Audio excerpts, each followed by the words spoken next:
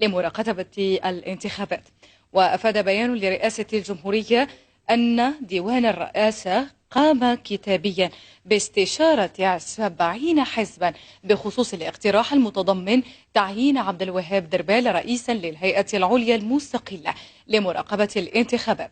وجاء في البيان رئاسة ديوان الرئاسة تلقى 60 ردا أعلن فيها 47 حزبا سياسيا صراحة موافقتهم على الاقتراح، بما أبدت 9 أحزاب أخرى تحفظات، بينما أبدت 4 أحزاب أخرى اعتراضات سياسية على كامل المسعى. وخلصت رئاسة الجمهورية إلى أنه يتجلى من ذلك أن التحفظات أو الاعتراضات الواردة من بعض الأحزاب لا تندرج في سياق المادة 194 من الدستور، في حين أن غالبية التشكيلات السياسية التي تمت استشارتها تؤيد اقتراح رئيس